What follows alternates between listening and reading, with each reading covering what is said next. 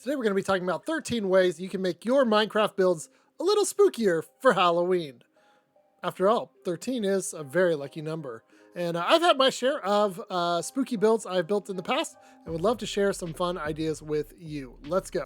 Number one, this is an idea involving pumpkins. Of course, what is more Minecraft Halloween than pumpkins? Not only the pumpkin block itself, but giant pumpkin builds and jack-o'-lanterns are all part of the Halloween season. Today I'm going to show you a little trick for recreating a very funny real-life meme of pumpkins. So let's take a look at that. This actually works best if you have a data pack, say from Vanilla Tweaks or otherwise, that allows you to make item frames invisible. And basically when you shear the pumpkin, just take these seeds, put them on an item frame in front of the ground. They look decent with the item frame there, kind of like maybe a little plate that the pumpkin has vomited on. But if you can make it invisible, it's even better. Number two, all right, here we have the facade of a Minecraft house. I never build with oak usually, so I'm going to use these as my demos. Cobwebs are a great feature in Minecraft that can pretty much take any build and add an element of creepiness, abandonment, mystery, and perhaps danger, if you're thinking of spiders, to your build. Of course, cobwebs can be found in mine shafts. You can shear them to keep them as cobwebs, or in 1.21, you can use the new weaving potion to convert mobs into cobwebs for more of those.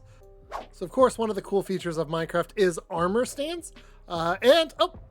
You can use them to add a little bit of movement, maybe a little jump scare to your Minecraft world. This was just a quick redstone and skulk using a sticky piston and a slime block to toss this little fella up in the air and scare me. Of course, you can do a lot of things if you have a armor stand mod where you can actually edit them and pose them. But for those of you playing vanilla, you can use a carved pumpkin and some dyed leather armor to get the same effect. Now, this is one of my tricks that I like to use. You can run water that forces an armor stand onto one side, and then using redstone, perhaps you could put that on a timer instead of using a button. It can move the armor stand out, and then when the timer goes off and the water bucket pulls back in the water, it will move back, and you can create sort of a moving figure inside of a house kind of thing that I've used before. Nothing brings life to a Minecraft build like adding some beautiful flowers and grass on top to show off life and things like that. But what if we went a different direction? Now, of course, the pale garden is coming out soon, but in the meantime, who needs a pale garden when you can use coral blocks with no water source near them? They will die and create this sort of grayed, lifeless look. And the different versions of coral that you can see out here, you can add on and we'll make these gray, pale leaf kind of plant looking structures throughout your build. And it can be a great way to add a little bit of decay and death to your build. Number 5 is one of my favorite ways to add a bit of mystery and scariness to a build. Now, these just look like ordinary chiseled bookshelves. Nothing strange about them. Pretty simple, but what's this lectern doing here? Come on, let me read the lore of the cursed chiseled bookshelves. That's right. You could write a little story about what's mysterious about these bookshelves. Perhaps there's a secret clue that you can solve to put in a riddle and maybe, do some redstone with the chiseled bookshelves and unlock secret passageways, or just tell the story of how these came to be and set your readers on edge. Lore is a great way to add things to a chiseled bookshelves. I made a house once and it had real life lore where the family that built it sort of had a very terrible outcome to their lives. Number 6, speaking of outcomes to our lives, you ask who the bell tolls for. It tolls for thee. Having random bells go off throughout your Minecraft day can be a bit of an unnerving experience. And you can use something like a observer watching a daylight detector to detect minute changes throughout the day. Of course, I'm in a creative world where time is not actually passing, but this idea still works. We've reached the halfway point of our 13 tips. And if you enjoyed this so far, why not subscribe so you can see more of my Minecraft content on Josh Gets Lost. Now this might look like an ordinary bookshelf and door. Oh, I hear some sounds. But as I approach and get closer, the darkness closes in. What is in this mysterious corner? What is going on here?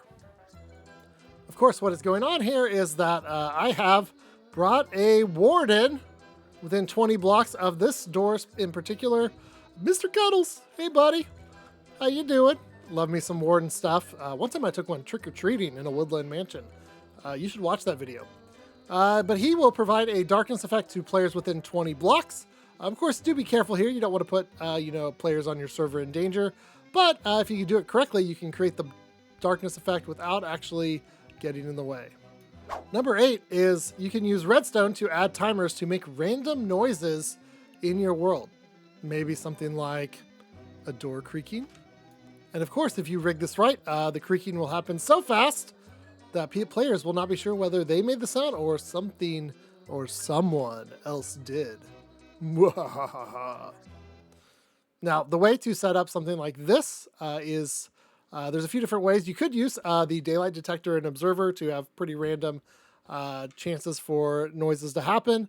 Or one common thing is you can use a hopper clock or use something like this tree sapling with an observer watching it. The tree sapling cannot grow, but it will try to every so often. And when it does, it will cause the door to creak. Number 9 is you can hide the sounds of noises of different mobs by putting their head on a note block and timing it to different redstone, maybe a random timer or skulk or something that activates when a player is nearby. And of course, this might drive your friends crazy if you bury it down in the ground.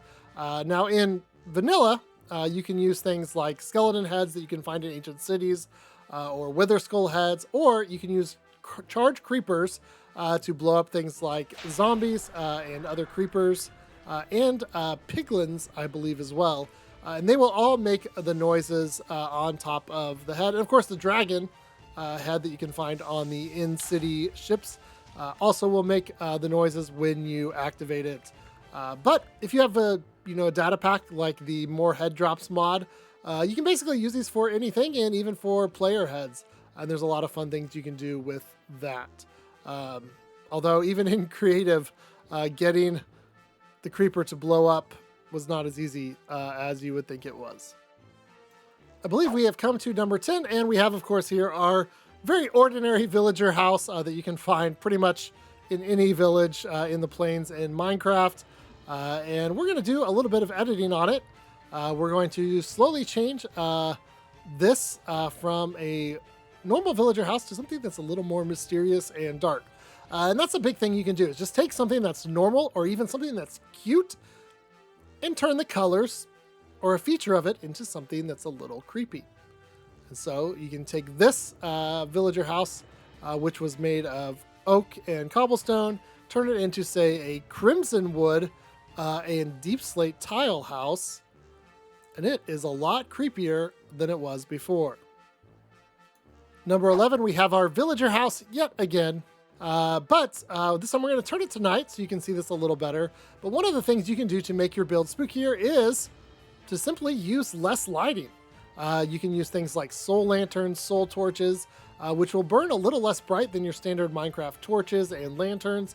And this will help everything have a little bit more shadow, a little more sense of mystery.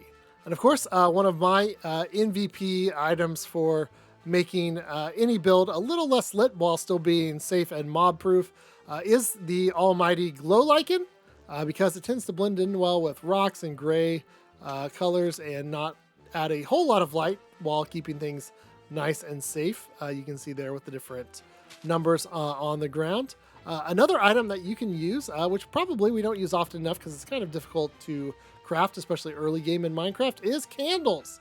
And by adding maybe just 1 or 2 candles per bunch instead of 4, you can get a little darker ambiance for your build. And of course, with candles, there's always a fun trick, because you can make them after you initially place them. You can make them float. Kind of a Harry Potter looking thing over there. Pretty cool. We've reached number 12, and this one is pretty simple. It's the idea of why not add a little bit of danger to your build? Say, maybe lure a zombie or a skeleton into a secret room in your house and have it waiting there for people to find when they open the door. Hey, nope, nope, don't shoot me. You could also do something like leaving stairs that go to nowhere, perhaps a deck that cuts off suddenly, as I did in the house that I built that you're seeing on the screen. These are all ways that you can add just a little bit of real danger to your survival build that will give it a little more of that Halloween vibe.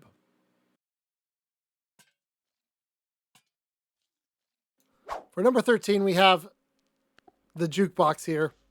Minecraft has its share of real bangers when it comes to music, but it also has some discs that are just a little weird and creepy and downright unsettling. Yeah, this disc here, number 11, I once spent an hour listening to this while breeding allays for a 1.21 farm on one of our survival series. Not a big fan, but ooh, this one's got the organ going. We've got a few different ones here that you can try out. Of course, 11 and 13. And of course, this weird one from the ancient city, the warden one. All of these have unique sounds and can be used to add a little bit of mystery and eeriness to your base. And you can redstone them so that they activate when you're coming in or out of your base as well.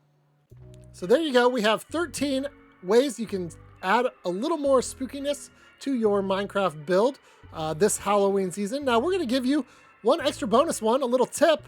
If you actually play Minecraft on October 31st, you might get lucky and spot some of the unique mobs that only appear on this night. And of course, using some creative commands here, I'll give you a sneak peek at what some of them look like. But if you're in a survival world, you can capture them on Halloween night and keep them in your world for the rest of time, maybe using a boat or a minecart. If you found any of these tips particularly helpful, or if you wanted to add some of your own, leave a comment below. I normally play survival series, and in fact, I'm currently helping run a spooky build contest over on the HyruleCraft server.